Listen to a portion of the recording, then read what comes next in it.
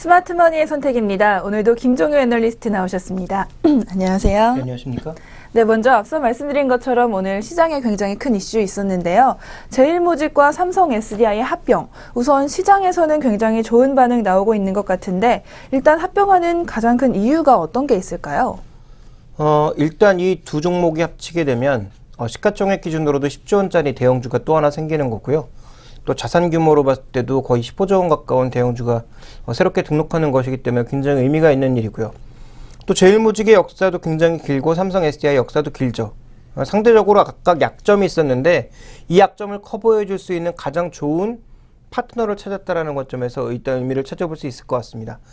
크게는 두 갈래로 보여지는데요. 산업적인 측면에서 봐도 긍정적인 것이 삼성 SDI는 지금 실적은 조금 제한적이지만 미래 성장성은 충분히 있는 상황이었고요. 반대로 제일모직 같은 경우에는 OLED 쪽에 굉장히 중요한 성장성을 두었는데 OLED 투자가 미뤄지면서 지금 당장 돈 버는 산업들은 있는데 미래 산업은 약간 불확실한 측면이 존재했거든요. 근데 이 양쪽이 만났다라는 거죠. 삼성 SDI의 부족한 현재 실적, 제일모직은 부족한 미래상, 이 두 가지가 서로 시너지를 합쳐낼 수 있을 만큼의 효과가 기대된다는 겁니다. 그래서 단순히 시가총액 10조짜리 종목이 하나 만들어진 것이 문제가 아니라 이 두 종목이 합쳐짐으로써 앞으로 낼 시너지에 대해서 시장은 좀 더 주목을 하고 있다고 봐야 될 것 같고요.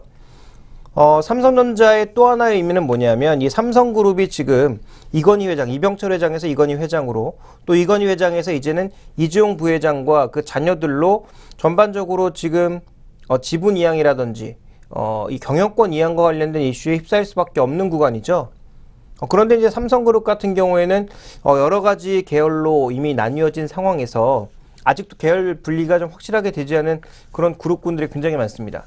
그래서 향후 좀 나눠질 가능성이 있는데 그와 관련돼서 자극을 충분히 주고 있는 거죠. 그래서 제일모직의 어떻게 보면 핵심 사업부는 아니지만 상당 큰 부분을 차지하고 있고 제일모직이라고 하는 이름의 근거였던 섬유사업부를 에버랜드에다 준 상황이고요. 그 다음에 남아있는 사업부를 합쳐서 합병하기로 했다라는 것은 앞으로 삼성그룹 전반에 대해서 이와 같은 일이 계속 벌어질 가능성, 이미 또 노출되어 있는 이슈인 삼성엔지나 삼성물산의 합병이 좀 더 가시화될 가능성, 이런 것들을 열어둠으로써 크게 보면 이 두 가지 그림에 우리가 발을 맞춰봐야 될 것 같습니다. 네, 우선 소재 산업을 강화하고 또 경영 초석을 위해서 조금 이런 지분 문제도 있는 것 같은데요. 우선 소재 산업 강화부터 하나씩 짚어보도록 하겠습니다. 제일모직이 앞서 말씀해 주신 것처럼 섬유 산업을 이제 다른 곳에 떼주고 소재 산업에 강화하는 이유, 그 큰 이유가 어디에 있을까요? 제일모직뿐만 아니라 삼성 SDI도 마찬가지라고 보여지죠. 삼성그룹 전반적으로 소재는 강화할 수밖에 없다라고 보여집니다. 왜 그러냐면 지금 우리나라의 제조업이 거의 이제 발전 단계 끝에 와 있는 상황입니다. 그러니까 추가적인 경영 혁신 뭐 이런 것들을 통해서 이뤄낼 수 있는 성과는 이제 제한적이죠. 그러니까 국내에서 이게 안 되니까 해외로 나가서 싼 노동력을 쓰는 것으로 추가적으로 이제 비용을 다운시키는 것으로 경쟁력을 조금 더 높여놨는데요. 이건 이제 누구나 할 수 있는 일이라는 거죠. 그렇다면 제품 경쟁력을 여기서 더 끌어올리거나 가격 경쟁을 끌어올려야 되는데 그 끌어올릴 만한 부분들이 상당히 부족해졌습니다. 그래서 필요한 게 이제 소프트웨어 경쟁력, 서비스 경쟁력 이런 것들인데 이건 지금 우리가 단순히 할 수 있는 게 아니에요. 만약에 삼성이 지금 타이젠 뭐 만들고는 있지만 타이 제품 민다고 해서 단숨에 구글을 누르고 뭐 애플을 누르고 세계 시장에서 점유율을 크게 넓혀 나갈 수 있을까요? 불가능하거든요. 그러니까 그런 관점에서 보면 서비스 시장이나 소프트웨어 시장에 놓여 있는 이 경쟁력은 삼성이 아직까지 굉장히 노력은 많이 하고 있으나 제한적이기 때문에 하드웨어 쪽에서 이제 할 수 있는 일은 두 가지입니다. 신사업 개척 아니면 기존 사업의 경쟁력 강화, 이 두 가지 방향밖에 없거든요. 근데 경쟁력을 강화하기 위한 방안은 여러 가지 기술 개발 같은 R&D는 기본적으로 가야 되는 거고요. 또 하나 이제 코스트 다운, 비용을 다운시킬 수 있는 것이 부품의 내재화. 그러니까 부품을 삼성그룹에서 다 만드는 거죠. 그러니까 일본 기업, 대기업들이 거의 그런 식으로 운영을 하고 있지 않습니까? 아파트 하나 짓는데 예를 들어서 미쓰비시 그룹의 아파트를 짓는다. 그럼 아파트에 들어가는 아주 단 하나의 부품부터 완성체까지 한 그룹 내에서 모두 다 조달할 수 있을 정도의 다양한 제품군을 생산해내는 게 일본 대기업들의 추이였는데요. 자, 우리나라 기업들은 그동안 70년대, 80년대까지는 완성품만 만들어냈습니다. 근데 삼성전자를 기점으로 해서 반도체라든지 디스플레이 같은 부품들도 이제 만들어내기 시작했거든요. 그러니까 반제품, 부품까지 왔다가 이제 필요한 것은 뭐냐면 유일하게 지금 우리나라의 제조업이 일본에 기대고 있는 것이 바로 소재입니다. 그러니까 그러니까 이 소재 산업의 중요성은 앞으로 더 높아질 가능성이 있죠. 왜냐하면 첨단 소재를 누가 개발해내느냐, 얼마만큼 좋은 품질의 이 소재를, 양질의 소재를 다량 생산해낼 수 있느냐가 미래 산업에서는 굉장히 중요하고요. 또한 여기서 경쟁력이 만약에 높아지게 되면 삼성전자는 하드웨어에서 할 수 있는 모든 걸 다 하는 거거든요. 그러면 삼성전자가 서비스나 이런 소프트웨어 쪽에서는 추가적인 경쟁력을 보이지 못한다고 하더라도 부품 가격도 자기가 조절할 수 있고 소재 가격까지 조절해낼 수 있는 능력을 가지게 되면 이와 관련돼서 하드웨어 가격들을 조금 더 낮추고 좀 더 품질을 높일 수 있는 중요한 경쟁력이 될 수 있기 때문에 향후 삼성전자를 포함한 삼성그룹은 소재 산업에 더 많은 돈을 쓰고 더 많은 R&D 영역을 집어넣고 또 향후 에너지 시장의 핵심 종목으로 거듭나갈 것으로 예상되는 삼성 SDI에 대한 투자도 늘려나갈 수밖에 없기 때문에 이 부분에 대해서는 우리가 좀 기대를 높여나가야 되겠다. 그래서 향후 OLED 산업이라든지 에너지 사업이라든지 각종 이런 산업들의 추가적인 경쟁력 확대는 불보듯 뻔하다. 그래서 오늘 시장에서 두 종목 모두 비교적 뜨겁게 반응하고 있다고 봐야 될 것 같습니다. 네, 결국 소재 산업에 대한 이슈가 삼성전자를 비롯해서 삼성그룹 전반에 관한 이야기였던 것 같습니다. 결국 또 미래 산업이기도 하고요. 삼성그룹, 삼성전자와 삼성그룹 전체가 좀 미래를 보고 좀 움직이는 게 아닌가 싶은데, 그럼 첫 번째로 말씀해주신 소재 산업을 이렇게 좀 자세히 설명을 해주셨는데, 그럼 두 번째로 삼성그룹 재편에 대해서는 어떻게 보시나요?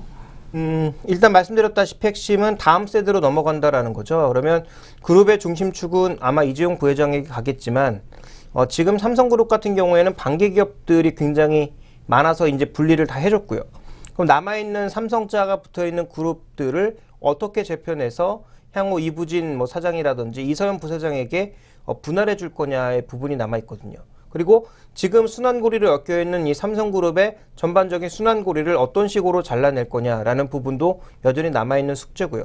그렇다면 지금 현재 삼성그룹의 지배구조를 보시면 대주주의 지분이 그렇게 많지가 않습니다. 또 LG처럼 우리가 흔히 얘기하는 지주회사 체제로 엮여있지도 않습니다. 그러면 이런 것들을 꾸준하게 이뤄나가기 위한 지분 재편 구조가 앞으로도 계속 이루어질 가능성이 있거든요. 그렇다면 소규모의 M&A라든지 지분 교환이라든지 이런 것들은 앞으로도 지속적으로 진행될 가능성이 있어 보이고요.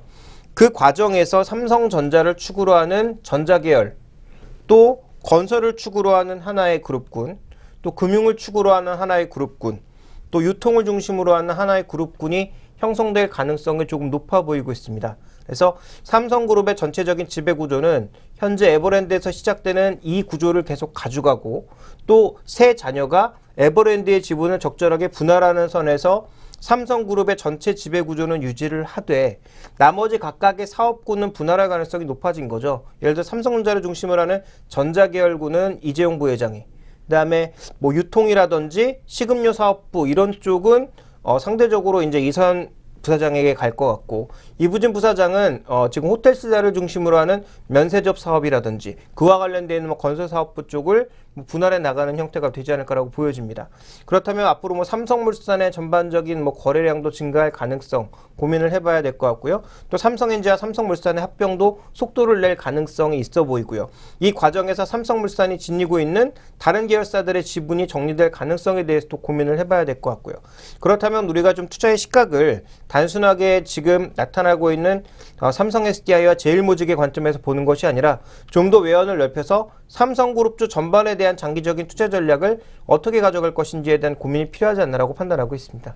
네, 그 고민을 지금 한번 같이 해봤으면 좋겠는데요. 삼성 SDI와 제일모직, 오늘 이슈 때문에 굉장히 시장에선 반응이 좋은데, 그렇다면 이렇게 삼성그룹 전반에 대해서도 투자 확대하는 것 지금 필요할까요? 네, 투자 확대는 필요한데 핵심 종목을 잘 봐야 된다는 거죠. 그래서 지금 제일모직에 대해서도 주가 내릴 때도 장기적으로는 좋다라는 말씀드렸고, 삼성 SDI 단기적으로는 계속 안 좋다 말씀드렸고, 17만 원 이상에선 매력 없다라는 얘기도 여러 번 드렸습니다만, 장기적으로 배터리 시장의 성장은 의심하지 않는다라는 말씀을 드려왔습니다. 그렇다면 이들 종목에 대한 매수는 저는 오늘 급등하고 있지만 단기적인 측면에서는 좀 흔들릴 수 있겠죠. 그런데 중장기적인 측면에서는 긍정적으로 바라보는 것이 좋겠다라고 판단을 하고 있고요. 과연 이 지분 구조에 있어서 핵심 종목이 뭘까요? 지금 제일모직과 삼성 SDI가 합쳐지는데 핵심은 삼성 SDI로 흡수 합병된다라는 것입니다. 그렇다면 삼성 SDI가 핵심 종목이라고 봐야 될 것 같고요. 그 다음에 삼성물산 같은 경우에도 건설 쪽에서는 핵심 종목이 될 수밖에 없는 거죠. 갖고 있는 지분 가치가 지금 시가총액의 60-70%를 이루고 있는 상황이니까 이것을 팔든 팔지 않든 자산주 계열에서 우리가 또 바라볼 수 있는 거고, 자산주 계열뿐만 아니라 삼성NG와 합병에 따른 해외 사업 외연 확대, 이런 부분들에 대한 긍정적인 부분도 우리가 좀 살펴볼 필요가 있겠고요. 금융 부분에선 누가 뭐래도 삼성생명이 되지 않나라고 판단하고 있습니다. 삼성생명의 중요성은 전체 지배구조상에서도 굉장히 중요한 역할을 차지하고 있는 연결고리이지만 금융산업 전체, 삼성금융산업 전체를 아우를 수 있는 힘을 가지고 있다는 측면에서 삼성생명 아직도 여전히 이 공모가 부근에서 맴돌고 있는 상황입니다만 장기적인 측면에서는 매력도가 높아질 수밖에 없다. 다만 이런 핵심 종목군들의 전반적인 주가 동향이 현재 정체를 보여주거나 더 많이 내려간 것은 이 지분을 나눠 갖는 구조 속에서 만약에 이들 종목이 급등을 해서 시가총액이 점점 커지게 되면 지분을 나눠 갖는 상황에서 굉장히 부담을 받을 수밖에 없지 않습니까? 그러니까 상장되어 있는 종목군들 중심으로 해서는 주가의 단기 상승세는 굉장히 제한될 수도 있다. 그렇지만 장기적으로는 지분 구조가 모두 재편되고 난 이후에 삼성그룹이 지금 아까 말씀드렸던 건설, 금융, 소재, 유통, 전자 이런 쪽에서의 국내 혹은 글로벌 시장에서 핵심 종목으로 거듭날 가능성은 굉장히 높아지고 있기 때문에 이러한 관점에서 긍정적인 상황을 좀 봐야 되지 않을까라고 보고 있고요. 어떻게 보면 호텔신라 같은 경우가 지금 면세점 사업으로 굉장히 거듭나고 있는 상황이죠. 그래서 창의공항을 비롯한 해외공항 쪽으로도 면세점의 발을 넓혀나가고 있는데요. 자, 이런 외연에서 한 가지 더 부과할 수 있는 건 결국은 레저 유통 사업, 그래서 여행이라든지 아니면 카지노와 관련된 산업이라든지 이런 쪽으로의 외연을 넓혀갈 가능성도 전혀 배제할 수는 없거든요. 물론 아직까지는 소설에 불과합니다만 그럴 가능성을 전혀 배제할 수가 없기 때문에 만약에 삼성 에버랜드의 일부 지분을 축으로 하는 일종의 레저 유통 산업, 그다음에 외식 그리고 호텔과 같은 이런 전반적인 리조트 체인 쪽으로의 만약에 외연을 확대해 나가는 쪽으로 바라본다면 좀 더 앞으로 외연이 커질 가능성이 있기 때문에 호텔신라를 포함한 이런 대표 종목군들에 대해서는 여전히 장기적인 매수 관점에 접근이 필요하다라고 보고 있습니다. 네, 삼성전자와 삼성물산, 삼성 SDI, 삼성생명까지 주요 핵심 종목들에 대해서 좀 장기적인 투자 관점 추천을 해주셨습니다. 그럼 저희는 잠시 후에 이제 국내외에서 국외 이슈 살펴보도록 하겠습니다.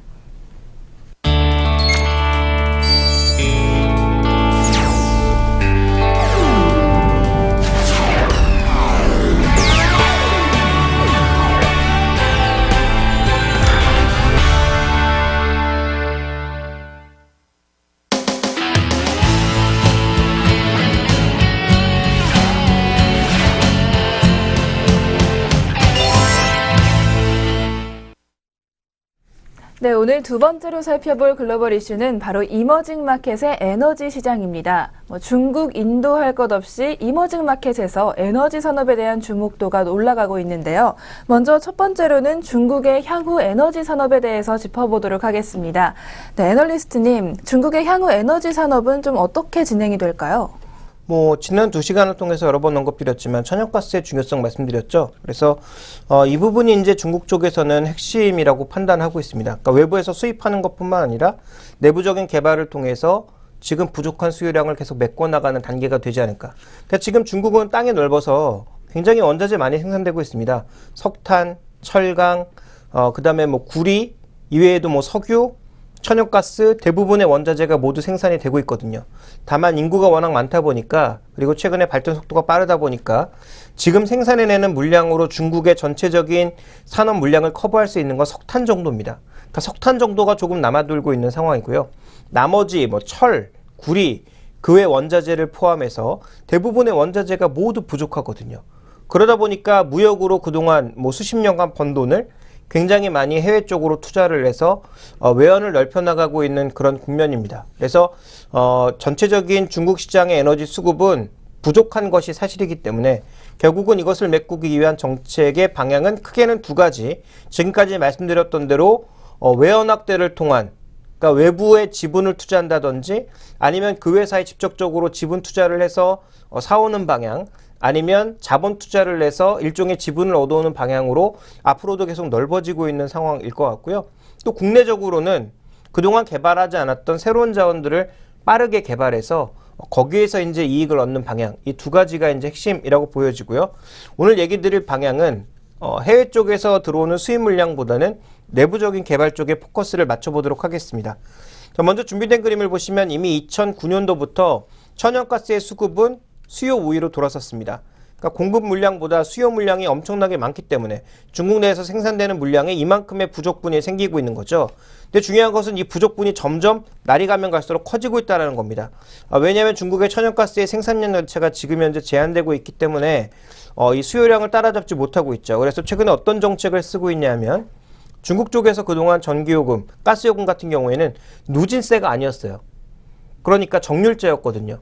그러니까 예를 들어서 100을 쓰면 100을 내고 1000을 쓰면 1000을 내는 그런 단계였는데 최근에 중국 정부의 가스 정책이 어떻게 바뀌고 있느냐? 누진제로 바뀌고 있습니다. 그러니까 50까지는 똑같이 50을 내고 100을 쓰게 되면 예를 들어서 예전에 100을 냈다면 이제 200을 내고 1000을 쓰게 되면 예전에 1000을 냈다면 지금 한 3000 정도를 내게 되는 많이 쓰면 많이 쓸수록 요금도 폭발적으로 늘어나는 그런 단계로 바꿔서 지금 늘어나는 이 가스 수요를 가격으로도 제한하고 전반적으로 좀 제한하려는 모습들을 보여주고 있습니다.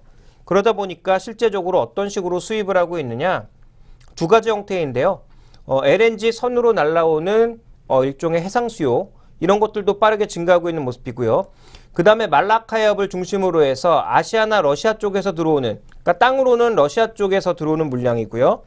그 다음에 이 해협 쪽으로 해서는 말라카 해협을 중심으로 해서 빠르게 물량이 유입되면서 파이프라인으로 들어오는 물량도 굉장히 많이 증가하고 있습니다. 그래서 이런 천연가스의 수입량 증가는 장기적으로 계속 이루어질 수밖에 없다라고 봐야 될 것 같고요. 여기서 우리가 가장 간단하게 얻을 수 있는 투자 아이디어. 중국의 LNG 수요를 늘릴 때 관수요가 늘어날 것이고 또 하나는 결국은 배로 수요가 늘어날 것이기 때문에 향후 BDI 가격이라든지 그러니까 이제 BDI 운임 그다음 벌크와 같은 이런 운임, 그다음에 벌크선들, 화학 제품들을 나르는 또 가스를 나르는 LNG선들 이런 것들이 좋아질 가능성. 또 실제적으로 관 수요가 늘어난다라는 것은 그만큼 피팅 수요가 증가할 가능성. 이런 것들에 대해서 우리가 좀 고민을 해봐야 될 것 같고요. 그다음 이제 여러 번 언급드렸지만 중국의 이 셰일가스의 매장 지역을 지금 보시면 굉장히 많이 묻혀 있습니다. 준비된 그림에서 나타나는 것처럼 서북부 쪽, 동남부 쪽, 그 다음에 북부 쪽 굉장히 다양한 지역에 묻혀 있고요. 중국의 매장량과 가채량은 그때도 말씀드렸던 대로 미국에 이어서 2위를 차지하고 있거든요. 그리고 1위인 미국과 큰 차이가 나지 않고 있다는 점을 고려해 봤을 때 앞으로의 개발 여력은 충분히 조금 많이 남아있지 않을까 이렇게 판단이 되고 있습니다. 네, 중국의 셰일가스까지 말씀을 해주셨는데 그렇다면 이렇게 좀 수요에 비해서 공급도 부족한 상황이고 하면 셰일가스 개발하면 참 좋을 것 같은데 그 가능성은 얼마나 될까요? 굉장히 높다고 봐야 되겠죠. 물론 환경오염과 관련된 이슈가 굉장히 부담 요인입니다. 그러니까 이제 여러분들이 셰일가스 개발하면 왜 맨날 환경오염 얘기가 나오냐면 이 수압파쇄법이라는 게 뭐냐면 이게 일종의 암석층 안에 가스와 석유가 그냥 그대로 묻혀 있는 거거든요. 그럼 이걸 꺼내기 위해서는 어떻게 해야 됩니까? 2층을 파내야 되는데 그냥 파낼 수가 없으니까 깊게 관을 뚫어서 들어간 이후에 거기에다 강력한 수압을 집어넣어서 이걸 하나하나 다 분쇄하는 거죠.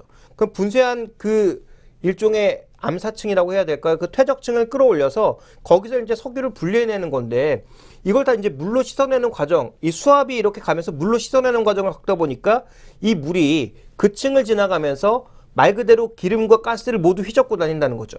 그러면 이 물을 어떻게 할 거냐라는 겁니다. 이 기름에 오염되어 있는 물을 어떤 식으로든 처리해서 버릴 수밖에 없거든요. 그럼 그 과정에서 굉장히 환경오염이 심각해진다라는 것이 환경단체의 주장이고요.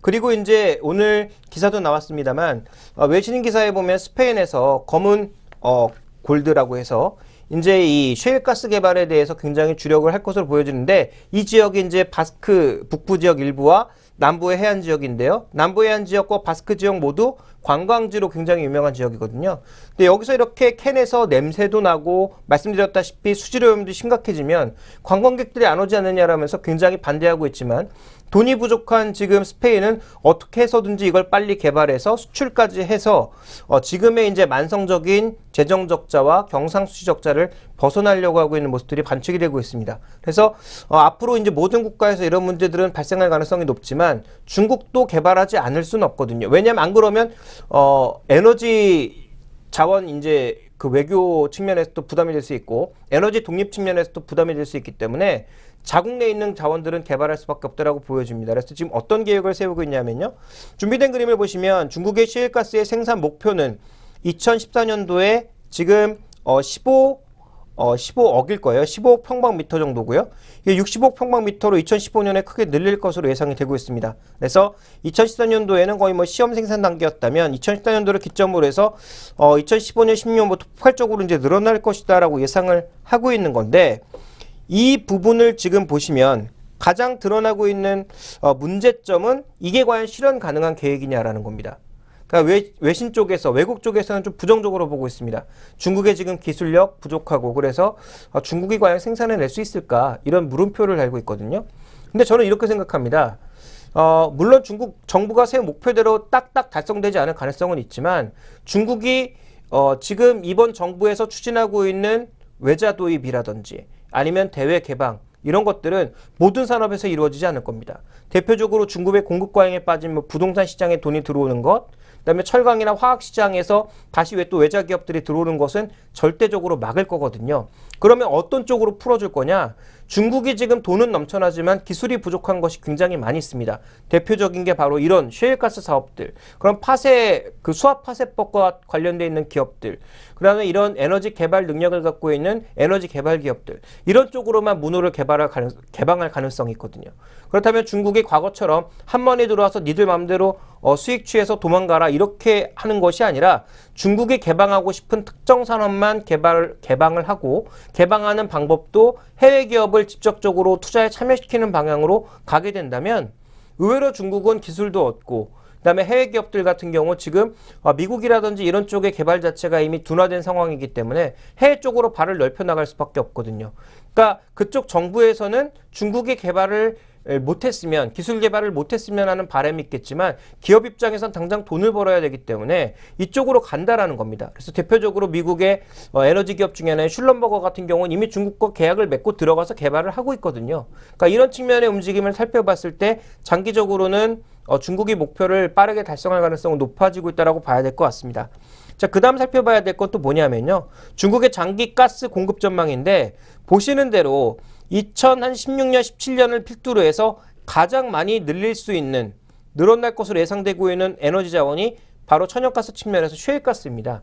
그러니까 이쪽으로 앞으로 외연을 계속 넓혀나갈 것이기 때문에 이와 관련된 종목군들에 대한 투자 전략은 우리가 좀 긍정적으로 봐야 되지 않을까라고 판단하고 있습니다.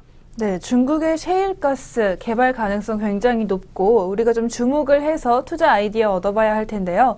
그렇다면 중국 외에 또 다른 또 이머징 국가 굉장히 시장이 큰 나라죠. 인도 한번 살펴보겠습니다.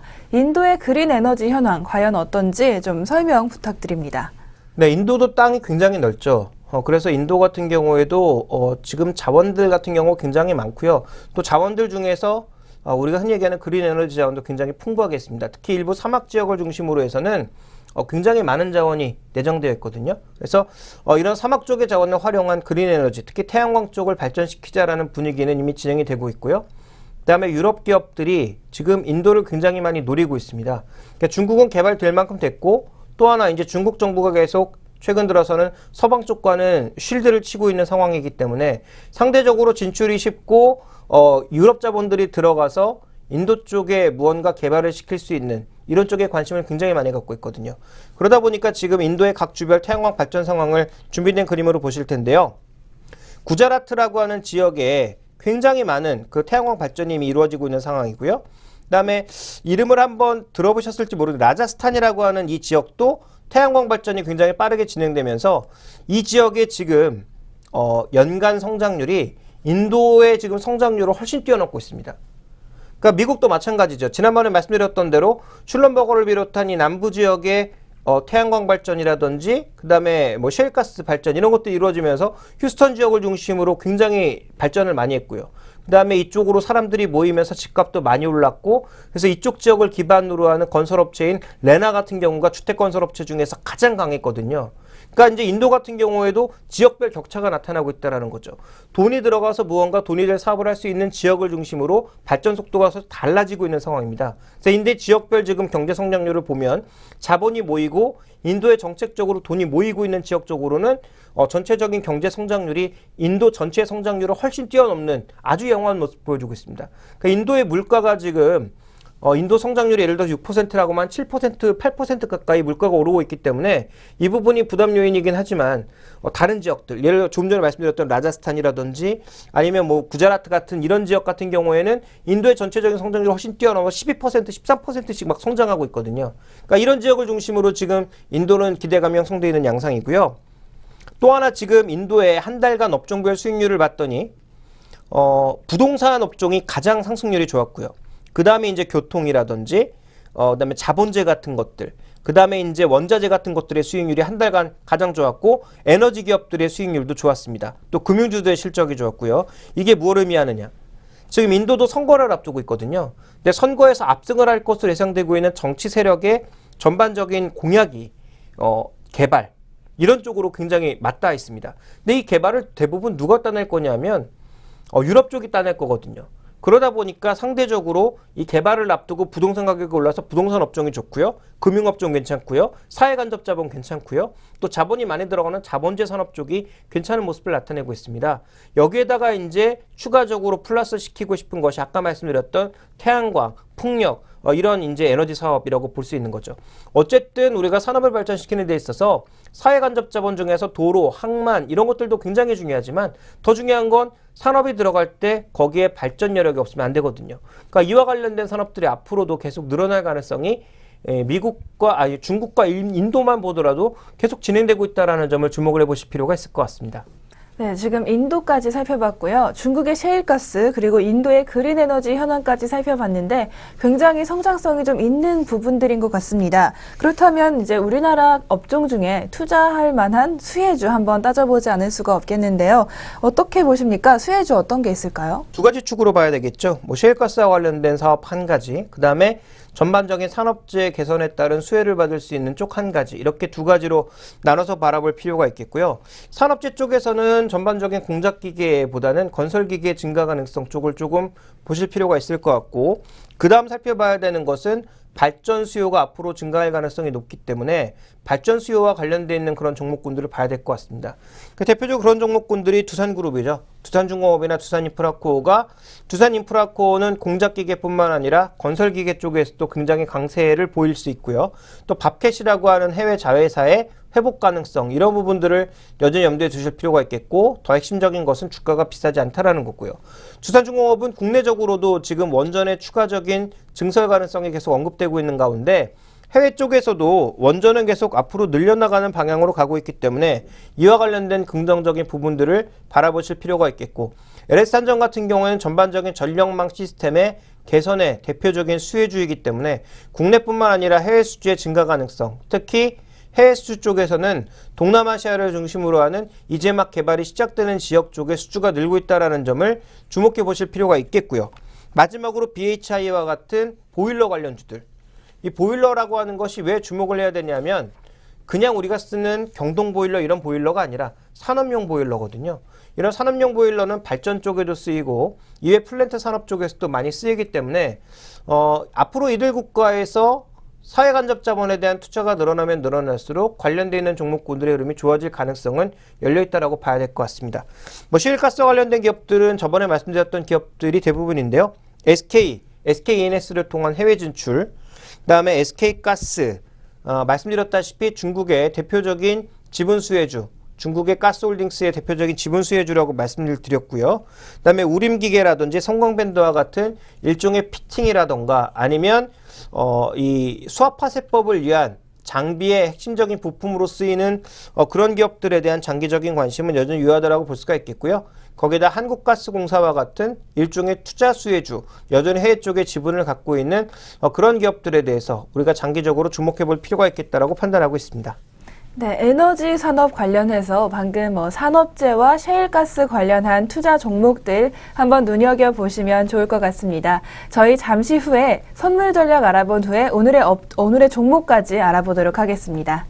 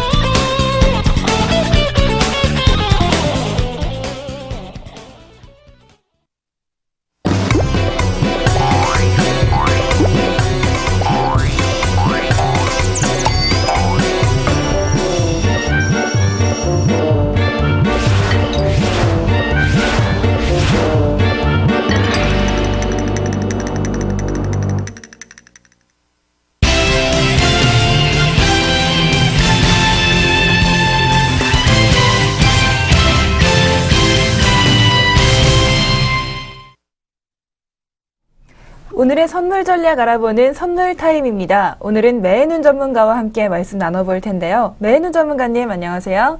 네, 안녕하세요. 네, 먼저 오늘 선물 시장 어떤 분위기였는지 간략하게 소개 좀 부탁드립니다.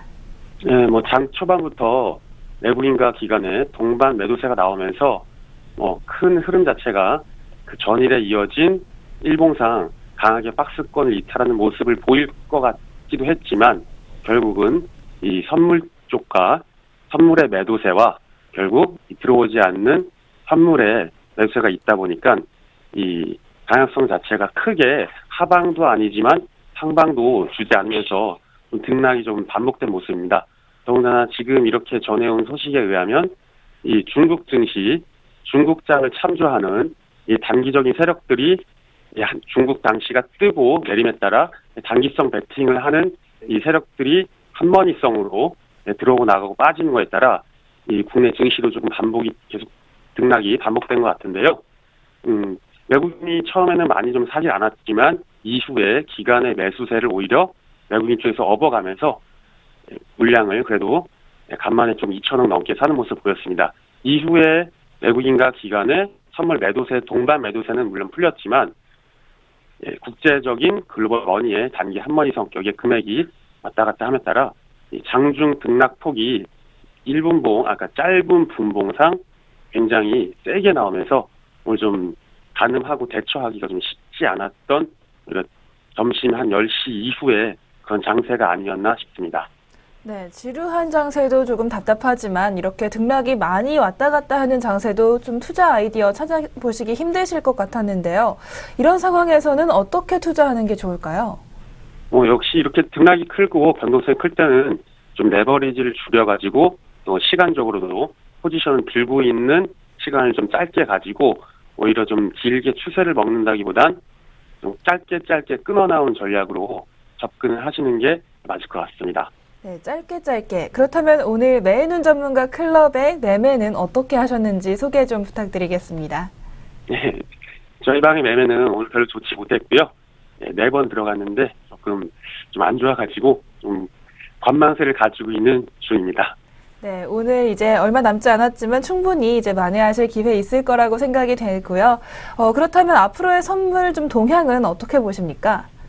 이렇게 돼서 외국인의 쇼커버링 성격의 선물, 기존에 이어왔던 선물 매도세를 어느 정도 청산하는 과정을 보이면서 그걸 미결제 약정이 그래도 신규 거래가 늘어나는 걸로 확인할 수 있죠. 그러니까 지금부터 늘어나는 외국인의 선물 포지션은 쇼커버링 성격이 아닌 걸로 어느 정도 밀어볼 수 있을 때 외국인이 이처럼 선물에서도 그렇고 오늘 선물에서도 2천억 넘게 사주고 있는데 선물과 선물을 동반으로 매수해주는 이런 기세를 조금 더 유지해주면서 기관 쪽에서만 조금 더 주식인 현물에서 같이 매수세를 이어준다면 살아나고 있는 시장 베이시스를 일종의 시장 투자 참여자들의 참여에 대한 의지로 생각을 한다면 살아나고 있는 시장 베이시스를 좀 힘입어서 같이 좀 지수가 박스 상단을 단지 이 박스 상단을 확대하는 선에서 끝나는 게 아니라 좀 더 3파동 분출까지 좀 노려볼 수 있는 좀 기폭제가 될 수 있지 않을까 생각하고요. 언제까지 이렇게 될지 모르겠지만 S&P나 유로 FX 같은 좀 글로벌 위험 자산들이 지금처럼 좀 더 빠질 자리에서 안 빠지고 버텨주면서 계속 살아남아 준다면 오늘 이제 좀 생각보다 빠른 시일 안에 좀 더 강한 시세를 2,000선까지는 보이지 않을까 생각하고 있습니다. 네, 말씀해 주신 것처럼 좀 긍정적인 미래가 이제 다가왔으면 좋겠습니다. 네, 오늘도 좋은 말씀 고맙습니다. 예, 감사합니다. 네, 지금까지 매해눈 전문가와 함께 오늘의 선물 전략 알아봤습니다.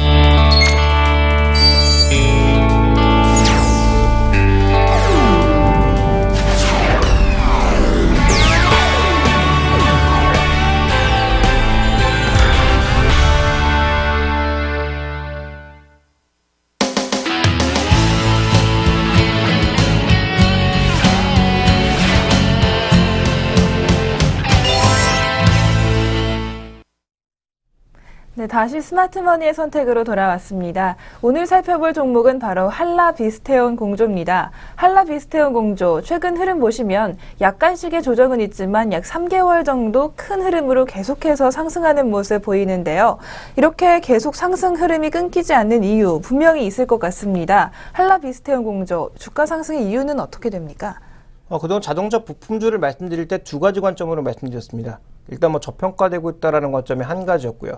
또 하나는 우리나라 국내 자동차가 업그레이드된 가장 결정적인 이유는 그동안 수출을 안 한 게 아니었지만 내수 비중이 절반, 수출이 절반이었다가 이제는 절대적으로 수출이 내수가 3 정도로 줄어들 정도로 수출량이 많이 늘어난 것, 또 해외 공장이 증가한 것이 결정적인 요인이었죠. 즉 국내 플레이어가 아니라 글로벌 플레이어로서 거듭나면서 주가의 업그레이드가 됐는데요. 그 자동차 부품사도 마찬가지다. 현대기아차에만 납품하면서 자연스럽게 글로벌 플레이어가 됐지만 그 현대기아차 이외에 납품할 수 있는 기업들이 있다면 그 기업이 향후 현대기아차보다 실적이 좋고 수익률도 좋을 거다라는 말씀을 여러 번 강조드렸습니다. 그 대표적인 기업이 바로 한라비스테온 공조라는 거죠. 이 기업은 좀 굉장히 좀 복잡하지 않나라고 판단하고 있는데요. 한라비스테온, 그러니까 두 개가 이제 다른 그룹사거든요. 한라라고 하는 것은 현대 반개 기업이죠. 그러니까 과거 정주영 회장 밑에 뭐 정세영 회장 뭐 여러 명들의 형제가 있었는데요. 이게 좀 반개 그룹들이 전부 나눠지지 않았습니까? 그래서 현대그룹이 있고 성우그룹, KCC, 그 다음에 이제 그 한라그룹 뭐 이런 식으로 각 형제별로 그룹사가 다 분리가 됐는데요. 그 한라입니다. 만도 옛날에 같이 쓰던 그 한라 기업이라고 볼 수가 있겠고요. 비스테온이라고 하는 회사는 뭐냐면 이제는 투자회사로 바뀌었지만 원래는 포드의 계열사로 있는 포드의 종합 부품사가 비스테온이었습니다. 물론 이 비스테온사는 지금은 홀딩스로 바뀌어서 실체는 없고 말 그대로 투자회사로 바뀌어버렸지만 불과 한 4, 5년, 한 6년 전만 하더라도 글로벌 부품사 중에서 역할을 차지하던 비교적 큰 회사였거든요. 근데 한라공조라고 하는 회사, 공조가 뭡니까? 바로 온풍기, 냉풍기거든요. 그래서 히터나 아니면 에어컨을 담당하는 차의 부품의 일종의 시스템, 모듈화된 시스템이라고 봐야 될 것 같은데 이것을 한라공조가 그동안 현대기아차에만 독점적으로 납품을 하다가 비스테온이라고 하는 회사가 결국은 한라 쪽으로 쓱 끼어들면서 같이 이제 운영을 했고요. 운영을 하게 되면서 지금은 이제 외국인 비중이 절대적으로 늘었죠. 이제는 한라라는 이름을 빼도 될 정도로 비중이 좀 바뀌어가고 있는 상황인데요. 준비된 그림을 보시면 이 공조 시장에서 한라비스테온 공조가 얼마나 영향력을 발휘하고 있는지 아실 필요가 있겠는데 세계 1위가 덴소입니다. 23% 정도의 점유율을 차지하고 있고요. 그 다음이 한라비스테온 공조인데 13% 정도입니다. 그러니까 1위랑 차이가 많이 나고 있지만 세계 2위권이거든요. 그러니까 세계 2위권으로 받을 수 있는 일종의 프리미엄이 있고 이 기업은 지금 현대기아차에만 올인하고 있지 않습니다. 현대기아차 비중의 절반, 그리고 나머지의 절반, 그 중에 포드의 또 25% 정도의 지분을 가져가고 있습니다. 이런 이 특수한 위치에 따라서 어느 정도의 시장 점유율을 유지하고 있다는 측면에 긍정적인 부분이 있는 거고요. 그 다음 살펴보시면 또 하나 중요한 게 뭐냐면 지금 포드사의 조인트 벤처의 캐파 증가율도 늘고 있을 뿐 아니라 포드의 캐파 자체가 중국에서 급속도로 증가하고 있거든요. 그러니까 지금 현대기아차도 중국 쪽의 생산 물량을 점점 늘리면서 현대기아차의 장기적인 생산량을 1000만 대에 맞추려고 하고 있죠. 그다음에 포드 같은 경우에도 거의 크라이슬러나 GM이 망할 뻔한 때도 견조하게 버텨낸 상황에서 이제 포드 같은 경우에도 살아나면서 최근에 투자를 늘려나가고 있고 특히 중국 투자를 많이 늘리고 있거든요. 그러니까 중국 법인의 이익이 좋아질 가능성을 사람들이 보면서 이 종목에 대해서는 조금은 긍정적인 그런 신호를 보내는 것이 아닌가. 그래서 최근에 신고가를 계속 경신하고 있는 것이 아닌가 이렇게 보여집니다. 네, 정리해보자면 일단 글로벌 2위 업체라는 프리미엄, 그리고 또 고객사인 현대와 포드가 중국에서 점점 비중을 늘려가면서 얻는 이득이라고 볼 수가 있겠는데요. 그런데 앞서 말씀해주신 것처럼 자동차 부품기업 저밸류에이션을 굉장히 장점으로 꼽아주셨습니다. 그런데 한라비스테온 공조는 자동차 관련주 중에 가장 높은 밸류에이션을 받고 있는데 이런 상황에서도 좀 괜찮은 상황이라고 보십니까? 그러니까 이 종목을 그 네이버의 경우에도 말씀드렸지만 밸류에이션을 누가 하고 있느냐가 중요한 거거든요. 글로벌 자동차 전체 지금 밸류에이션 평균은 14배 정도입니다. 그러니까 비싼 거는 한 20배 정도 가는 거고 좀 싼 거는 뭐 10배 정도 수준에서 움직인다. 이렇게 봐야 될 것 같고 그 평균이 이제 14배 정도에서 움직인다라는 건데 우리나라는 전반적으로 지금 시장 PER도 낮은 상황이고요. 또 자동차 부품사들은 낮은 것들은 5배, 6배, 높은 것들은 한 8배에서 9배 정도 수준에서 움직이고 있거든요. 근데 지금 한라비스템 공조가 글로벌 평균과 비슷한 14배 정도 수준에서 움직이고 있습니다. 근데 이 종목에 지금 외국인 지분을 보시면 알지만 외국인 지분율이 거의 꽉 차 있는 종목입니다. 그러니까 외국인들의 밸류에이션 하고 있기 때문에 그 정도 높은 밸류에이션이 가능한 거거든요. 그다음에 또 하나, 지금 준비대금을 살펴보시면 지금 중국과 우리나라 쪽에 투자가 늘고 있다라고 말씀드렸는데 지금 한라비스템 공조의 이익률을 봤을 때 유럽이 최악이고요. 1% 정도 이익을 내고 있고 미국 법인도 이익률이 좋지가 않습니다. 아시아로만 넘어오면 전체적인 이익률이 9%, 8%대입니다. 어디다 파는 게 이익이고 중국에서 많이 팔면 팔수록 성장률이, 이익률이 어떻게 될까요? 높아진다라는 거죠. 그래서 지금 현재 중국 쪽에서 매출 비중이 늘어나고 있는 만도, 한라비스템 공조, 성화이텍 이런 종목군들의 수익률이 상대적으로 좋게 나타나고 있는 거고요. 한일이아 같은 경우에도 중국 쪽의 수혜가 예상되면서 좋아지고 있는 거죠. 그러니까 이런 부분들을 우리가 좀 살펴봐야 된다는 겁니다. 그래서 이익률 측면에서 봤을 때 한국이 절반, 중국이 28%밖에 안 되지만 한국의 절반은 지금 현재 수준만 유지해주면 좋은 것 같고요. 중국 쪽에서 이익 비중이 만약에 늘어나면 늘어날수록 이익률이 좋기 때문에 전체적으로 앞으로 더 좋은 성장을 보일 가능성이 높아진다라는 거고요. 거기다가 포드사의 추가적인 투자까지 증가하는 모습을 보여준다면 그와 관련된 수혜가 장기적으로 나타날 수 있다라는 거죠. 그래서 이 종목의 핵심은 뭐냐? 결국 중국 쪽에서 얼마나 빠르게 성장할 수 있을 것인가? 그 성장성에 따라서 현재 밸류에이션이 정당화될 수도 있고 만약에 성장성이 조금만 삐끗하는 모습을 보여도 주가는 급락할 수 있다라고 보여집니다. 자, 그러면 투자 전략상으로는 어떻게 가야 될까요? 지금 신규 매수가 가능할까요? 라고 물어보신다면 저는 신규 매수는 조금은 자제해야 되겠다라고 말씀드리고 싶습니다. 기존에 가지고 계신 분이라면 충분히 추가적인 수익률을 누려볼 수 있는 구간이지만 신규로 진입해서 누릴 수 있는 수익률은 제한적일 가능성이 높다라고 판단하고 있기 때문에 아주 짧게 투자를 하시거나 위험 신호가 발생했을 때 뒤도 안 돌아보고 빠져나오실 수 있는 정도의 기술적인 매매 패턴이나 어떤 이 흐름을 갖고 계신 분들은 투자할 수 있겠지만 초보 투자자들에게는 이미 좀 투자할 만한 영역은 넘어섰다라고 판단을 하고 있고요. 그런 관점에서 본다면 오히려 이 종목보다는 현대위아 같은 종목군들이 좀 더 안정성 측면에서는 낫지 않나라고 판단하고 있기 때문에 신규 투자 측면에서는 현대위아 같은 종목 쪽으로 가시는 것을 권해드리고 싶습니다. 반면 그럼 보유하고 계신 분들은 지금 팔아야 되느냐? 갈 때까지 가봐야 되겠죠. 이 종목의 지금 상승의 끝자락이 어디까지일지는 누구도 모르는 상황이니까 외국인들이 빠져나온다든지 아니면 큰 매도 신호가 발생하면서 장중 대폭의 거래 증가와 함께 장대 음봉으로 마감하면서 외국인 지분이 크게 변화하는 그런 날 정도부터 비중을 좀 축소하시는 게 좋지 않을까라고 판단하고 있습니다. 아마 그 시기는 제가 보기에는 1분기 실적 발표나 2분기 실적 발표가 될 가능성이 높아 보입니다. 그래서 실적 발표 시즌이 다가온다면 그때는 조금 보유고 계신 분들은 정말 지분을 줄여야 되나를 고민하실 필요가 있을 것 같고요. 실적 발표 이전에라도 의미 있는 기술적인 매도 신호나 외국인들의 매매 신호의 변화가 나타난다면 그에 따라서 조금 비중을 달리하시는 게 좋을 것 같습니다. 네이버와 똑같은 거죠. 네이버도 외국인들이 밸류에이션 했고 외국인들이 이끌었기 때문에 외국인들이 빠져나가고 관련주 종목군들이 빠지는 순간부터 주가가 내려가기 시작했고 현재 제가 말씀드렸던 80만 원권 아래로 내려가 있는 상황이고요. 여전히 외국인을 매도하고 있는 상황이거든요. 그래서 이들 종목의 상승세는 한풀 꺾였다라고 보여지는 것처럼 한라비스템 공조도 외국인들이 매도하고 전체적인 자동차 부품주들 또 완성차들의 주가 동향이 정체를 보인다면 그때는 조금 둔화될 가능성이 있다는 측면에서 주목을 해보셔야 될 것 같습니다.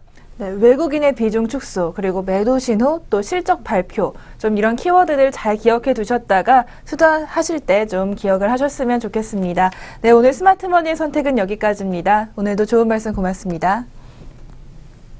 네, 지금까지 스마트머니의 선택이었습니다.